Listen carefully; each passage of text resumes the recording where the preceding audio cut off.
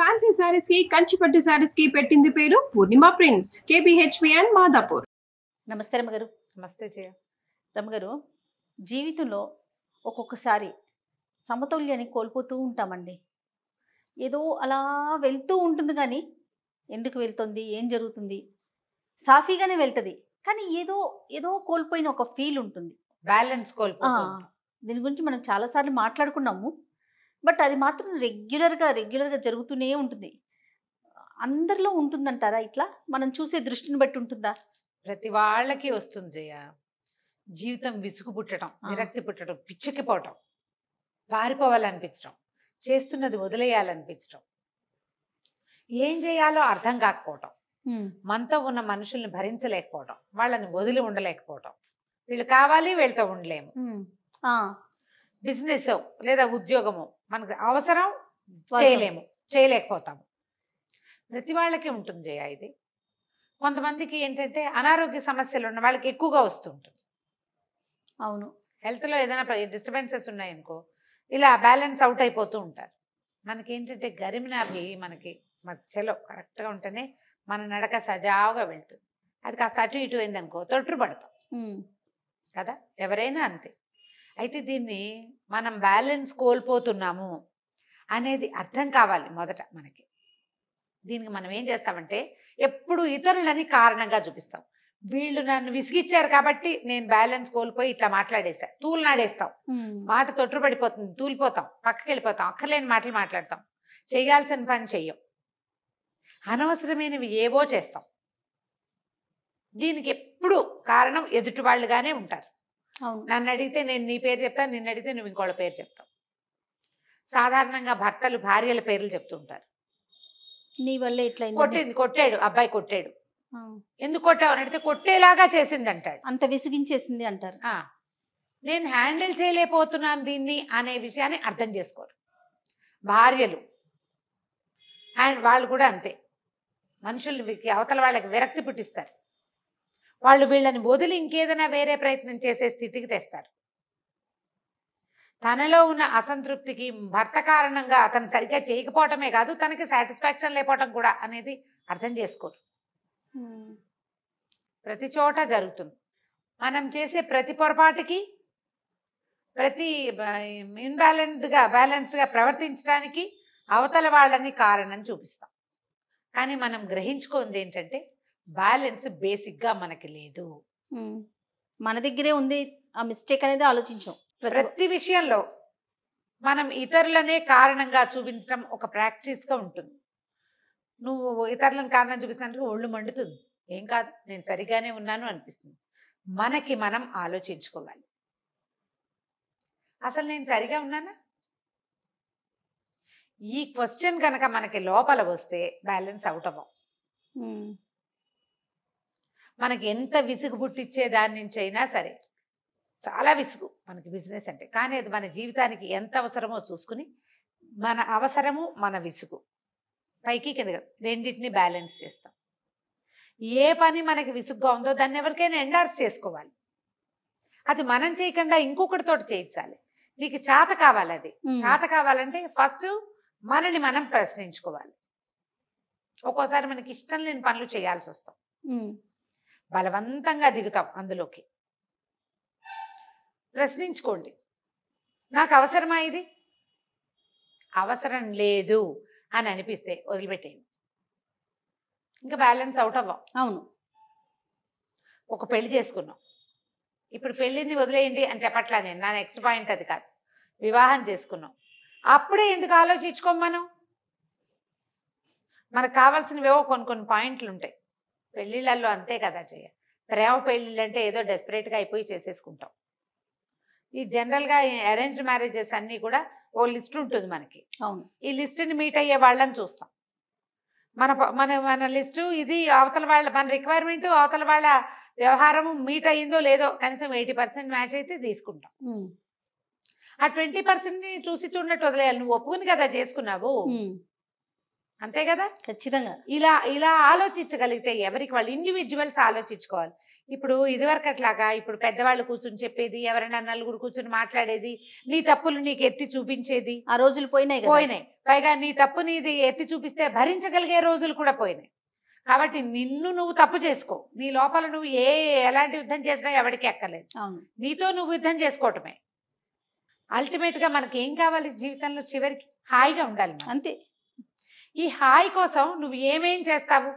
పక్క హవన్ చక్కగా నీట్గా పక్క ఉండాలి. ముందు కింద నేల దుడుచుకుంటావు, ఏదో మెత్తటి పక్క వేసుకుంటావు, పైన దుప్పటి కదలకుండా అంచులు మడిచేస్తావు, ఏదైనా కొత్త ఫ్రెష్ దుప్పటి వేసుకుని పడుకుంటావా లేదా? నీకు కావాలంటే నిద్ర సుఖం కావాల్సిన వాడు ఏం చేయాలి? ఇవన్నీ చూసుకోవాలి. జీవితం ఫ్రీకింగ్ అవుట్గా ఉండకూడదు, బ్యాలెన్స్ కోల్పోకూడదు. బాగుండాలి అంటే అసలు ఫ్రీక్ అవుట్ అవ్వకూడదు. నువ్వు ఫ్రీక్ అవుట్ అయ్యే పరిస్థితులు ఏమున్నాయో లిస్ట్ చేసి ఆలోచించుకో బ్రెయిన్లో. దీనికి నేను అసలు కారణం అవుతున్నానా అనేది కనుక నువ్వు ఆలోచిస్తే, నువ్వు కారణం కాదనుకుందాం, ఇతరులే కారణాలుగా ఉన్నారనుకుందాం, తీసి పక్క పెట్టే వాళ్ళని, లేదా వాళ్ళని లైన్లో పెట్టడానికి ట్రై చేయి. వాళ్ళని కరెక్షన్ ఎలాగో ఆలోచించావా నీకు కుదురుతుంది. ఈ రోజున కూర్చోబెట్టి మాట్లాడటము ద బెస్ట్ మెథడ్. అంతే. మాట్లాడటమే, లేదా ఎవరితోటైనా మాట్లాడించడం, అంతకు మించి వేరే దారే లేదు అసలు. నువ్వు నేను పోట్లాడతా అంటే ఇది సాగదు. ముందు నువ్వు కరెక్ట్ అవ్వు, తర్వాత పక్క వాడిని కరెక్ట్ చేయి.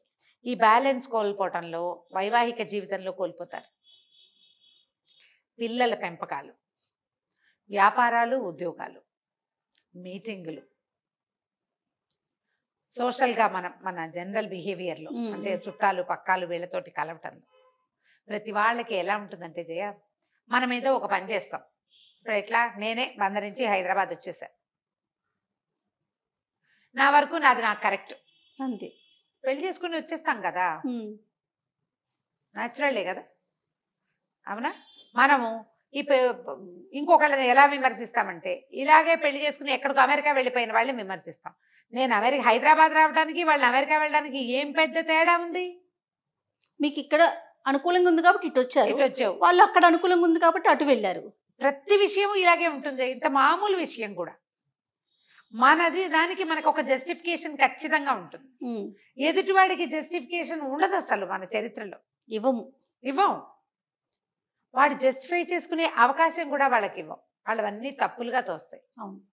ఎప్పుడు నేను జడ్జిగానే ఉంటా, ఎవడో ఒకరిని జడ్జి చేస్తుంటాం. సెల్ఫ్ జడ్జిమెంట్ ఎప్పుడు కుదురుతుంది? నువ్వు అది చేస్తే నీకు బ్యాలెన్స్ అవుట్ అయ్యే సమస్య ఏముండదు.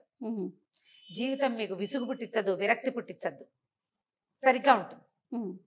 కరెక్షన్స్ ఎక్కడి నుంచి చేయాలి? మన వైపు నుంచి చేసుకోవాలి కదా. ఎవ్రీ టైము, ప్రతి విషయంలో నిన్ను నువ్వు కరెక్ట్ చేసుకో. ఒకవేళ నీకైనా కూడా బ్యాలెన్స్ కోల్పోతున్నావు, నీ వల్ల అవటల్లా, నీకు ఆరోగ్య సమస్యలు ఉన్నాయేమో చూసుకో మొదట. బీపీ పెరిగిపోతుందా, ఏదైనా థైరాయిడ్ లాంటిది పైకో కిందకో పోయిందా, అదొక సమస్య. అక్కడి జీ విటమిన్ లాంటివి ఏమైనా డెఫిషియన్సీలు వస్తాయా, నాకు విటమిన్ డెఫిషియన్సీలు ఉన్నాయా, ఐరన్ లాస్ ఉందా, నాకు జింక్ లేదా, కంప్లీట్ బ్లడ్ పిక్చర్ చేసుకొని ఒక డాక్టర్ దగ్గరికి వెళ్ళి నీకు కావాల్సిన సప్లిమెంట్స్ తీసుకో. దాంతో 50% సమస్య సర్దుమడుగుతుంది. తర్వాత మానసికంగా నీకు ఒక డిపెండెన్సీ ఉంది, నిన్ను ఎవరైనా చూసుకోవాలని ఉంటుంది, నీకు అది ఉంటుంది. మనం ఎవరిని చూడం, కానీ మన ఎవరైనా చూసుకోవాలి. చెప్పుకోవడానికి ఎవరు లేరు అనిపిస్తుంది. ఎవరు చెప్పుకోవడానికి లేరు, చూసుకోవడానికి అంటే ఒక గురువుని ఆశ్రయించు, ఫ్రెండ్షిప్ చేయి ఎవరితోటైనా. ఈ రోజులంటే అమెరికాలో ఏం చేస్తున్నారు, అన్నిటికీ థెరపీలు, కౌన్సిలర్లు తీసుకుంటున్నారు. మనం అంత వెళ్ళక్కర్లా, మనకు ఆధ్యాత్మిక గురువులు దొరుకుతారు.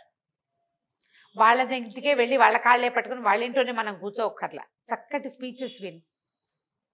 అసలు ఫ్యామిలీ మెంబర్స్ లోనే మనకి ఎంత మంది కజిన్స్ వాళ్ళు, పెద్దవాళ్ళు, మన మేనత్తలు, వాళ్ళు మనకు కావాల్సిన సొలేస్ని ఇచ్చి, మనకి ఎక్కడ ఓదార్పు కావాలో ఆ ఓదార్పునిచ్చి, మనని కరెక్ట్ చేసి, మనకి సపోర్ట్గా ఉండేందుకు మన ఇంట్లోనూ ఉంటారు, మన సమాజంలోనూ ఉంటారు.